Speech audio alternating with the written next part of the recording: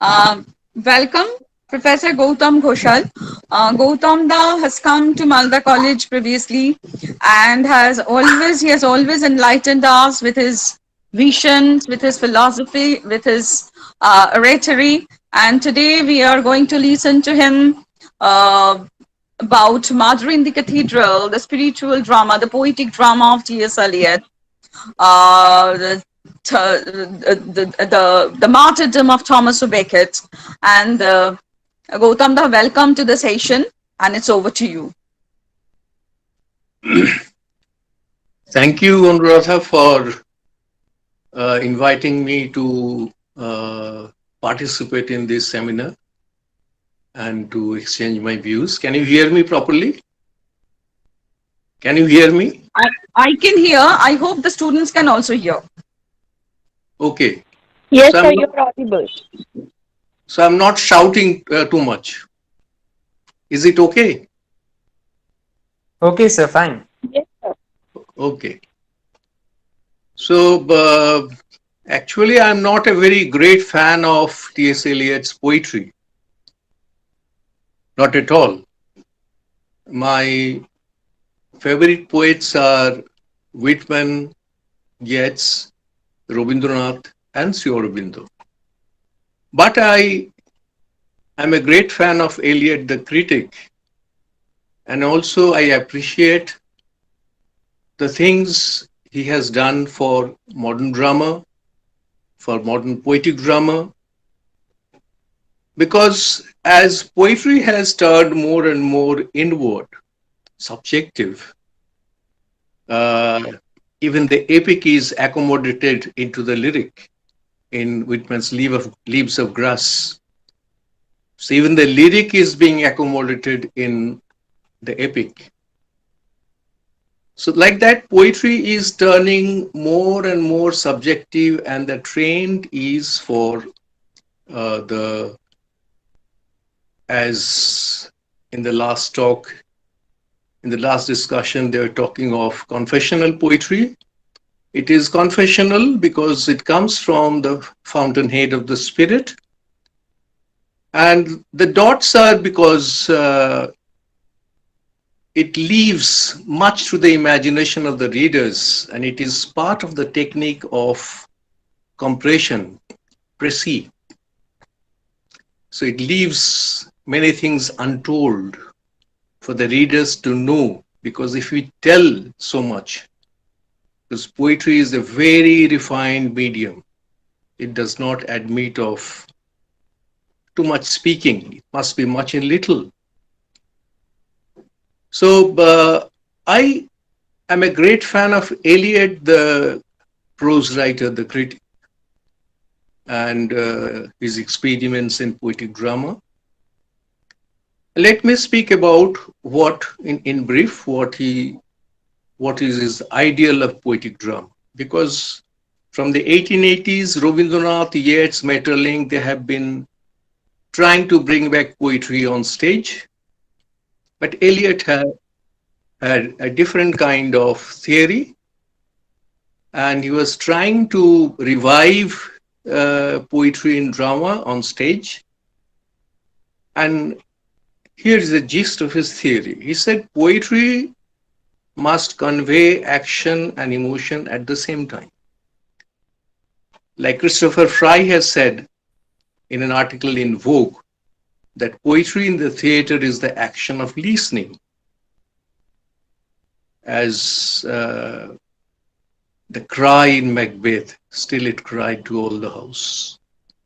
Glemisheth murdered sleep, therefore Corder shall sleep no more. Macbeth shall sleep no more. So this is drama and this is poetry at the same time. This coalesce fusion of drama and poetry, this makes poetry dramatic poetry. And Eliot is speaking of dramatic poetry. How can poetry become dramatic? Because it must convey emotion and action at the same time. And in that way, there is a technical term in drama, in the field of poetic drama, that there is a wastage of poetry in drama. What is that, the wastage of poetry in drama? because much of the poetry is wasted. There is nothing of the tension there, as in Shelley's Prometheus Unbound. Much of the poetry is wasted, but it is beautiful, a piece of refined aspiration, a different kind of play, which Tagore, Maeterlinck.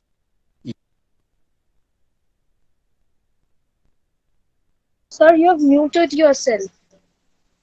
You have muted yourself. We can't hear you. Now you can you hear me?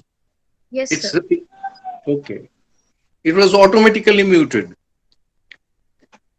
So we missed out something.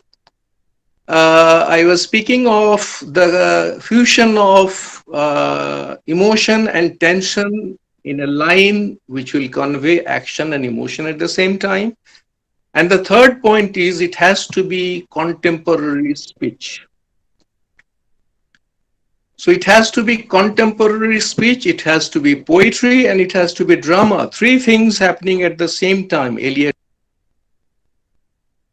I think you have muted, sir sir. Mute হয়ে গেছে sir It is automatically being muted. I will keep হ্যাঁ watch sir now. শুনতে পাচ্ছি sir এবার Okay.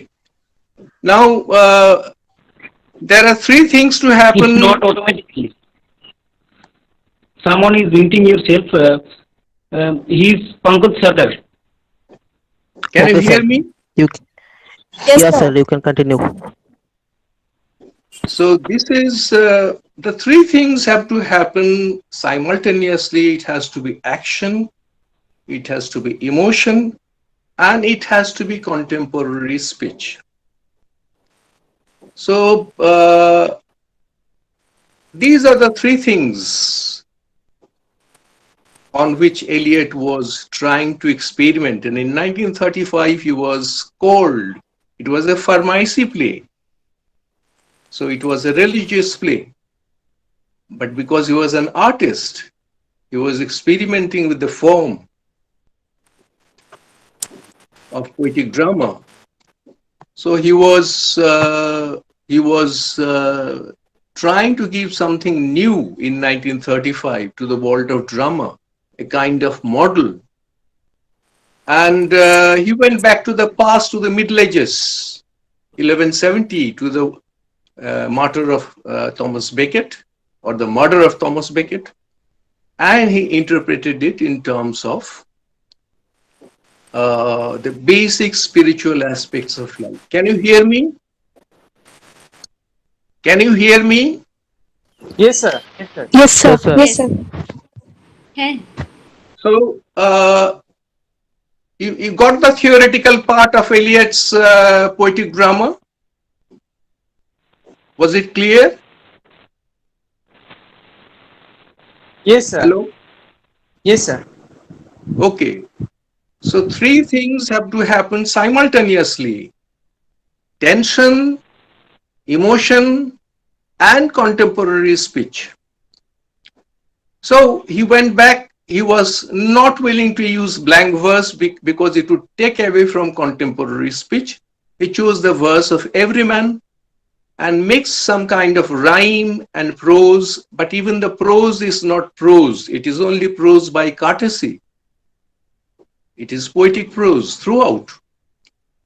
But it is at the same time natural poetry.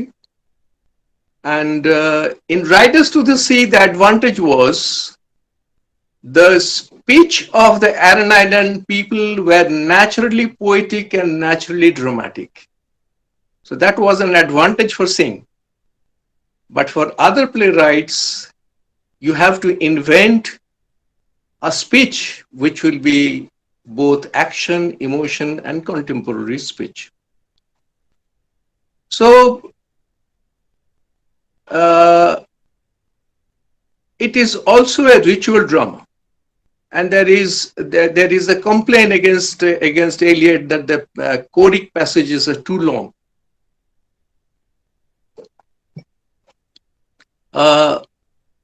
So the first three tempters, the arrival of the first three tempters to tempt him, because Becket has returned from France, and Becket is very proud. Everybody knows, even the priest is referring to his pride. And there's a clash between the king and Becket. Who is more powerful, the church or the king?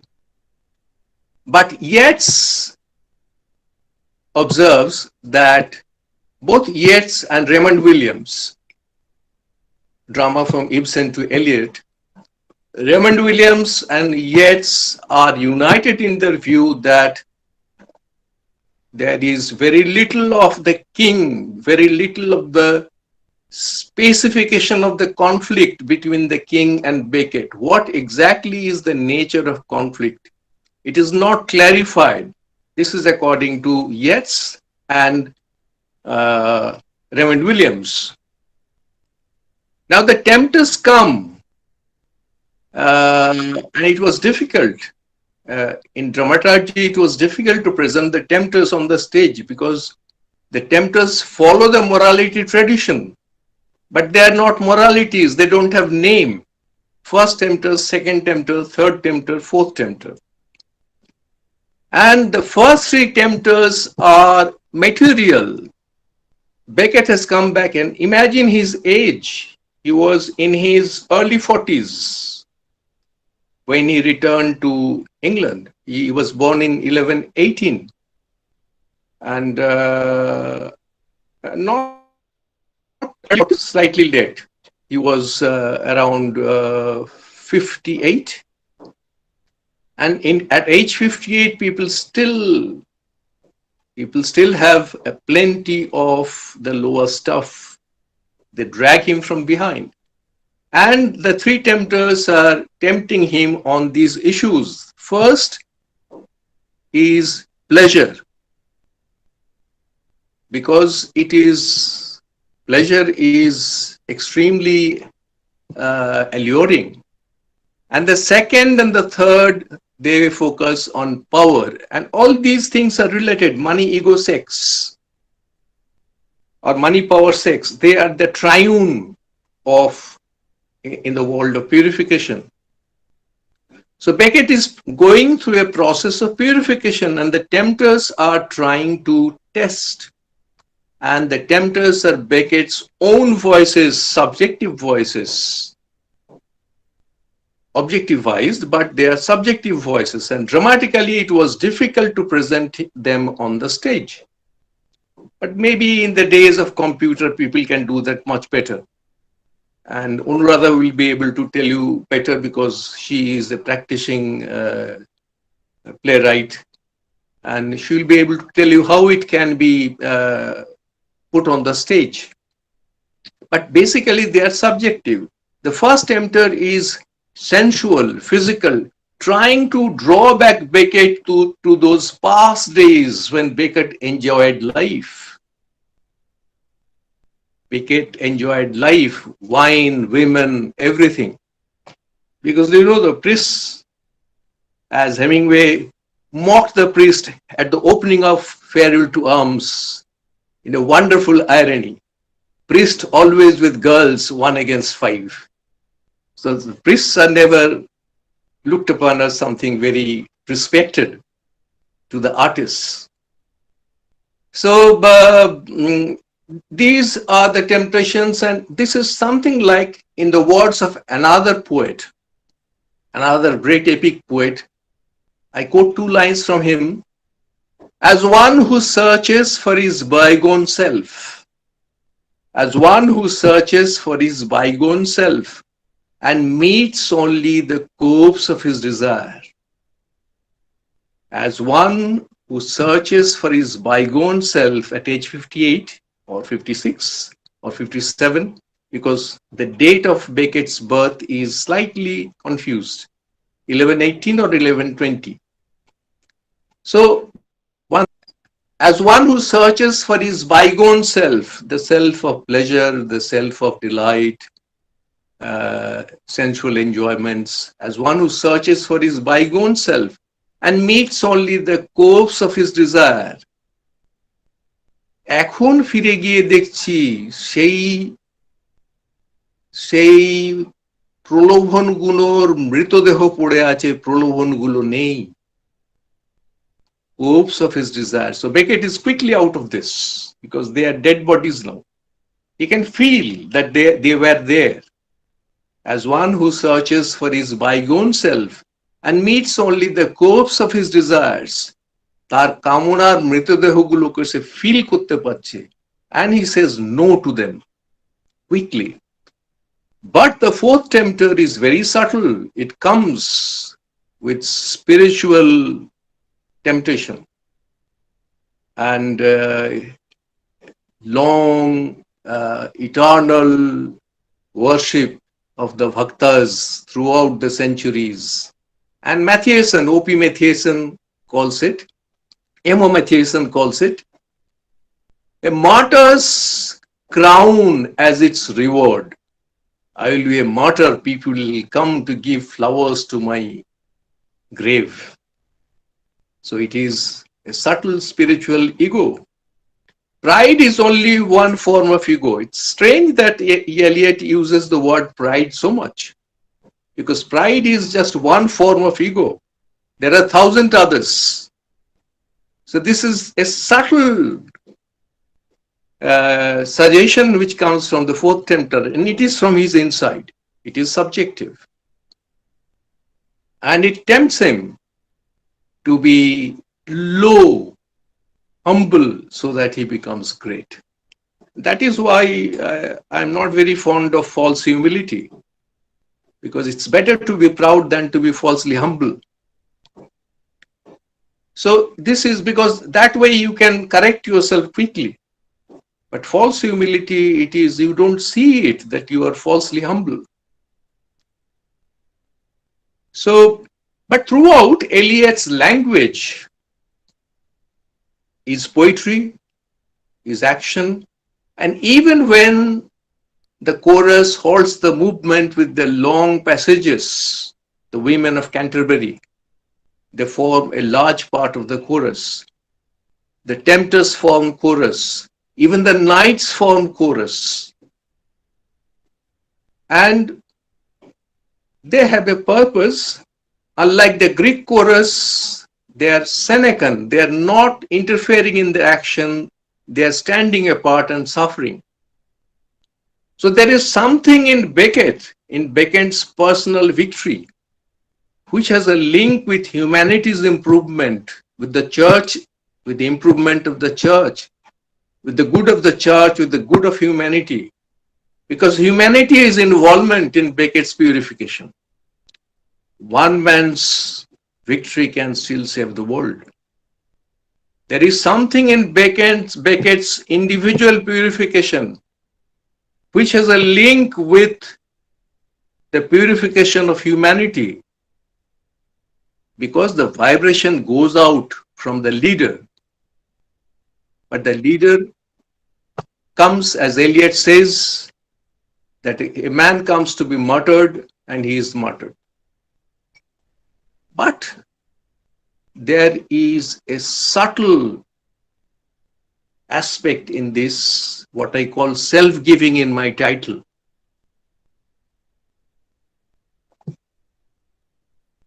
I said self-giving and dramaturgy. Dramaturgy, I have already spoken a lot. I will speak again on that.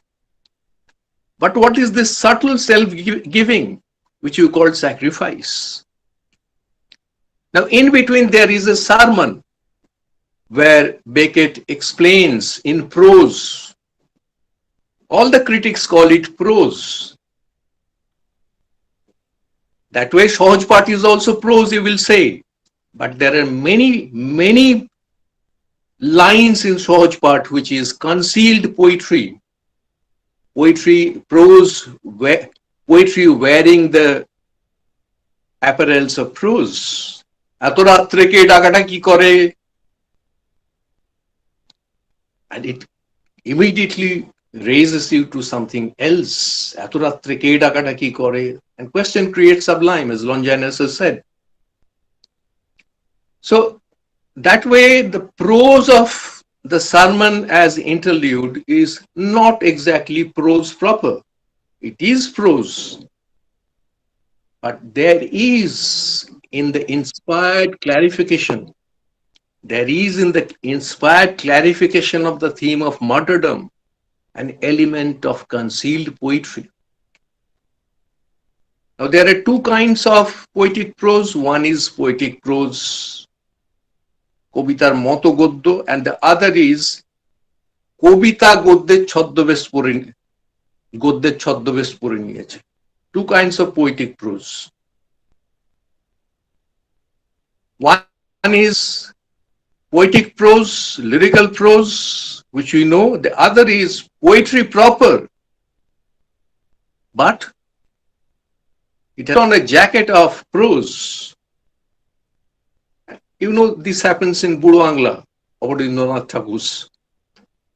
And it is only a prose by courtesy. Quite often, long narratives which are deeply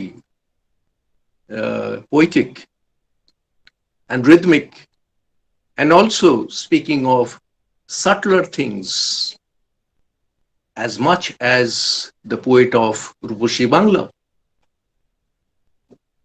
So, in the interlude, what is the significance of martyrdom is explained by Beckett himself on 25th December. And he's preparing for a self-giving. And you can't give the divine an impure body.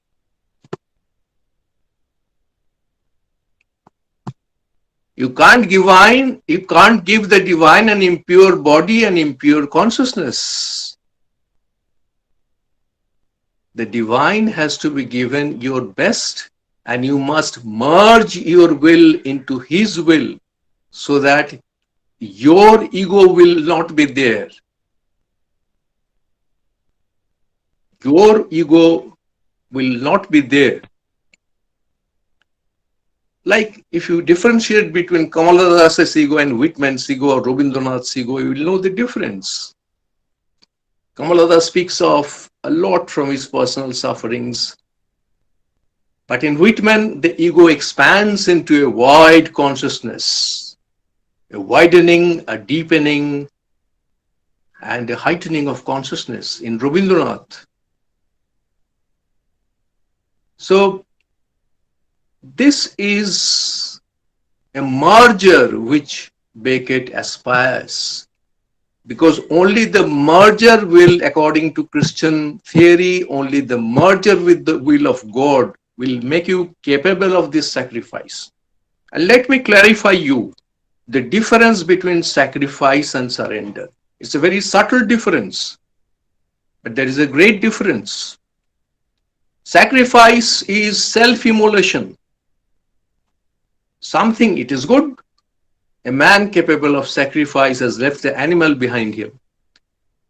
But even higher than sacrifice is surrender. Surrender is the true sacrifice, because you are surrendering to the will of God. And that makes you fit to shed your blood, and that blood will purify. As Beckett says, his blood given to purify me, my blood given to purify him. So for ages and ages, martyrs are coming and repeating this ritual, this myth of the sacrifice. And Christ is not just a historical situation. Christ is a living reality in us. Christ is a way of living and a culmination of humanity, so that others will be influenced by my life, my blood given to purify him. So there is in this individual sacrifice or surrender a great good for humanity, because the entire consciousness will spread to the church, across the church, to humanity, to the state of England, and to humanity. So this is not a very simple thing. Eliot knows it. So remember the story of the selfish giant. It's a very simple story. We read it at class 10. class 9. But remember that sacrifice is not stretching your neck to the guillotine. Even in Tale of Two Cities, when Sidney Carton is stretching his neck to the guillotine to save a person, it is a symbolic sacrifice. Because just before Sidney Carton is stretching his neck to the guillotine, he throws away the bottle of brandy to the bushes. Because these are the things, lower things, which have to be thrown away from the consciousness, from the lifestyle. That way I can be pure, I can be Christ. Christ is a small spot inside us, waiting to be enlarged, the human being. Christ is not a small thing. And when Oscar Wilde broke the walls of In Selfish Giant, the giant broke the walls. It was breaking down the walls of the ego. And he becomes humble like a child. He kneels before the child and he sees marks of injury on the boy's hands. And he is feeling that, oh, who are you is the question. This is exactly the purification which is internal, and the external bloodshed of Sidney Carton, of Thomas Becket. These are not quite important things. They are symbolic sacrifice.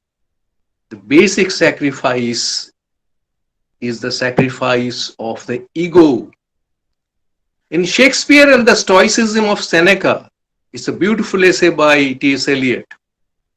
It is in Selected Essays, the fat one. In Shakespeare and the Stoicism of Seneca, Eliot says, humility is the most difficult of virtues to achieve. Not sex. Sex can be won with effort. But ego is very difficult. I quote Ramakrishna Paramahansa. যেমন নারকোল গাছের বাল তো খসে গেলে দাগ রয়ে যায়, তেমনি অহংয়ের একটি দাগ রয়ে যায়. But even this dog has to be removed, a total merger, so that you are fit for martyrdom. The entire merging of the human will into the will of the divine, into God. So this is the secret and the mystery of martyrdom, which is symbolical. And it's a wonderful play. I must say, I'm not a great fan of T.S. Eliot, I have said. I don't like his poetry. He is too erudite and he's quoting too much from the Bible. Here also in the Murder in the Cathedral, he is referring again, but here's the purpose. There is a constant reference to the sacrifice in the Gospel. Constant reference to Luke, Matthew, John, Mark. Four stories from the Gospel, and he says, I must prepare. At the moment Becket comes to Canterbury, he says, eager enemies waiting for me. Christ had also said the same thing. Eager enemies wait for the same thing. And some people like Prabodh Chandra Ghosh, who was a great scholar of the past in Calcutta University, very few know his name today. He once told me that this is actually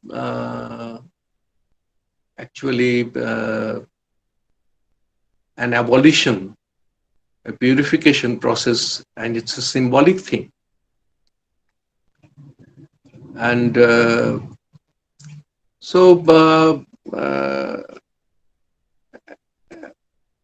it's a process of purification, and until you are purified, you are not fit for martyrdom.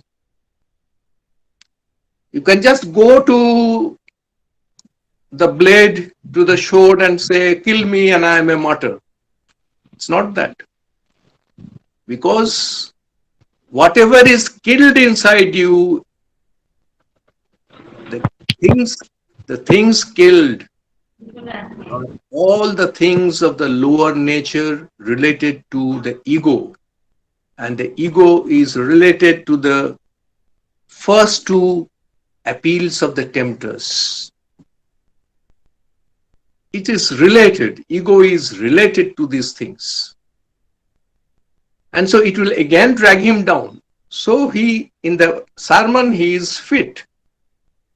Still, some people suspect that even after the purification, even after the interlude, Beckett displays a kind of finer ego, as much as Othello's soft you before I go.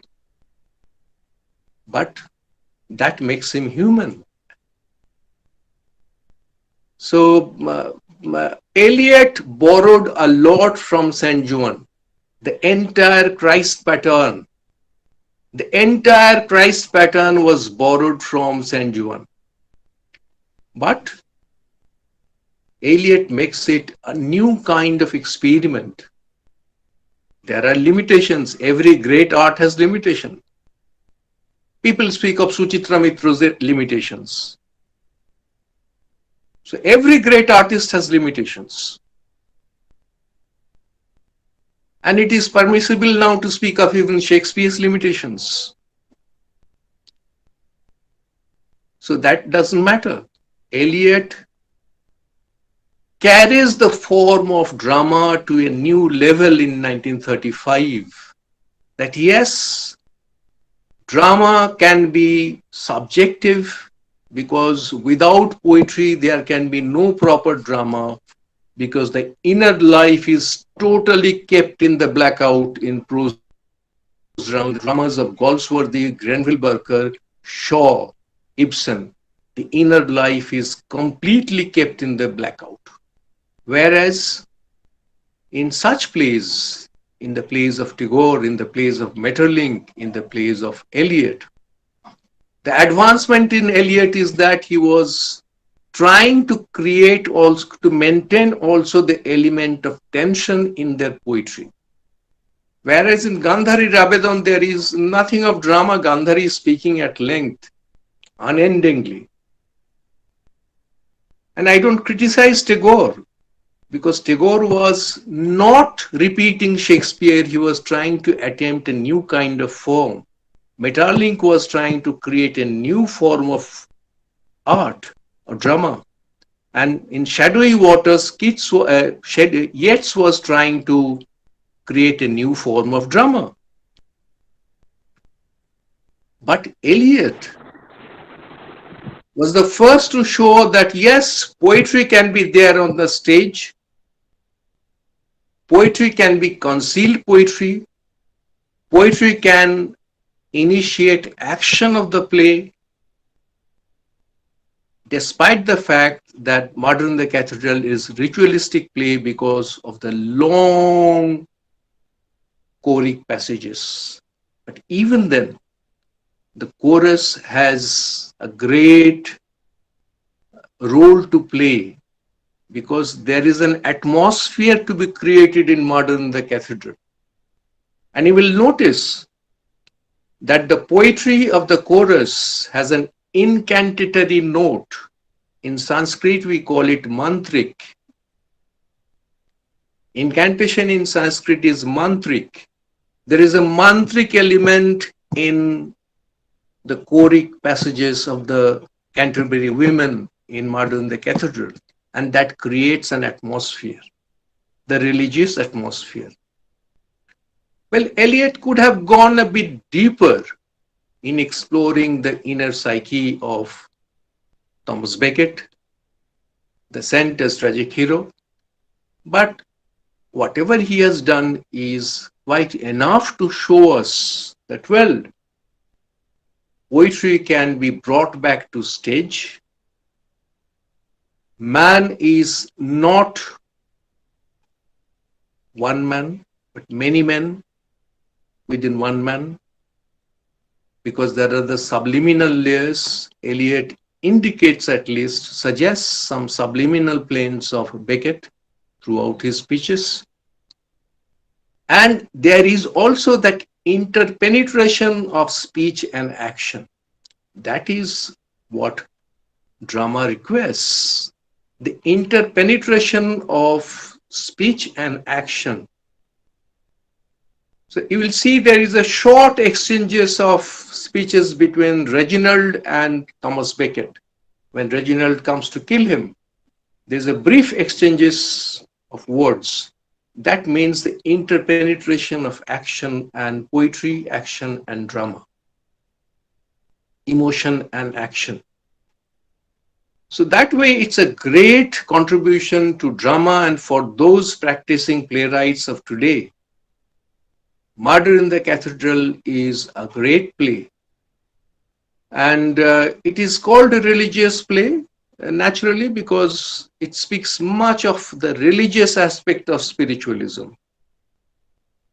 But when we speak of religion, don't speak of religion as in a derogatory sense always, because religion is the first step towards spirituality. It's the ladder. You take the ladder and go up to a high pedestal, then remove the ladder. So I don't know whether Hanuman is very fond of Batasha, but if you start giving Hanuman Batasha, then you know the aspect of surrender, aspect of love. And in Murder in the Cathedral, there is a secret metaphor of love in Beckett's speeches. Secret metaphor of love in Beckett's speeches, and the love is for the divine.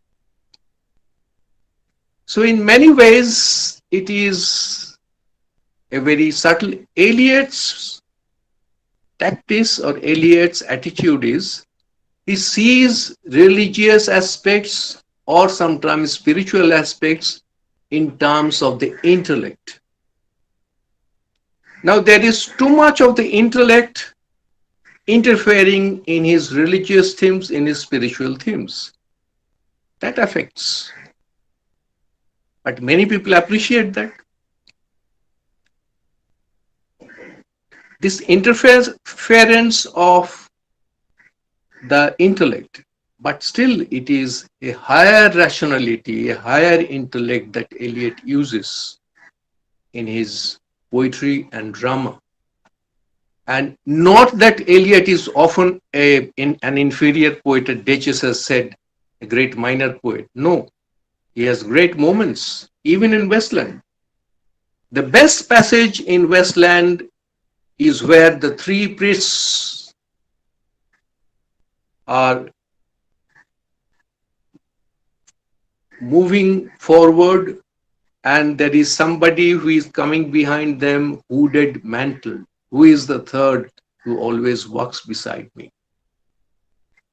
It relates, Eliot, to those questions in Hyperion Ode. Who are they coming? So it's an awe.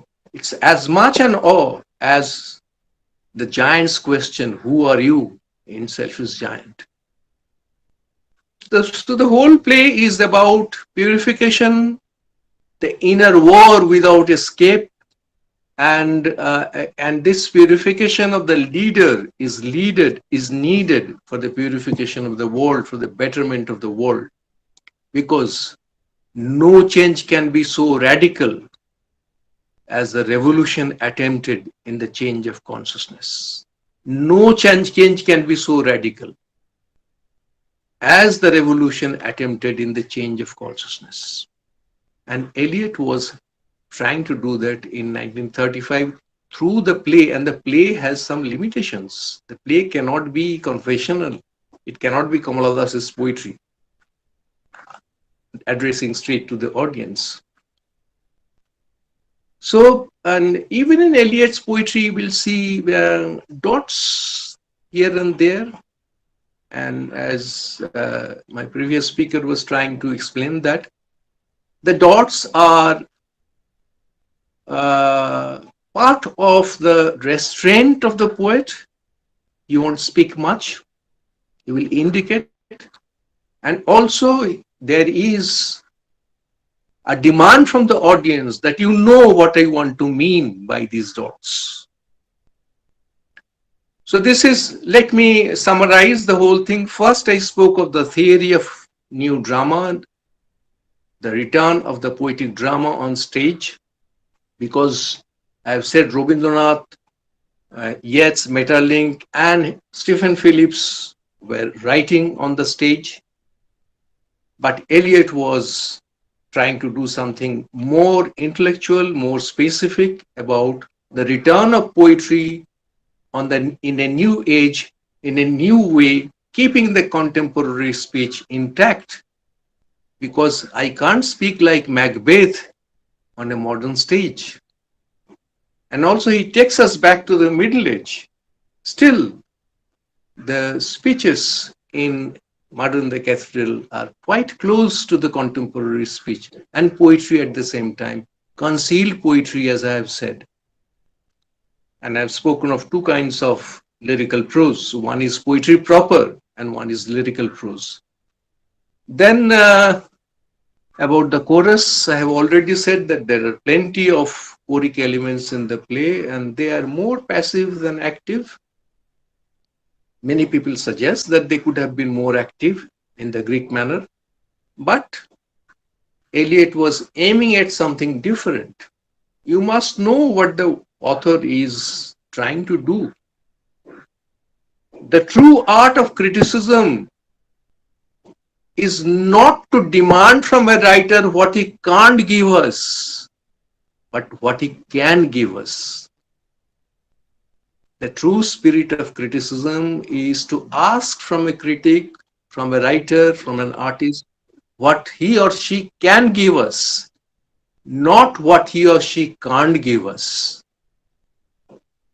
So Eliot offers us plenty of new things in his religious play of martyrdom, plenty of subtler things, both as experiments which may be retained even in recent dramas and theaters. So that's all. I will go for the questions now.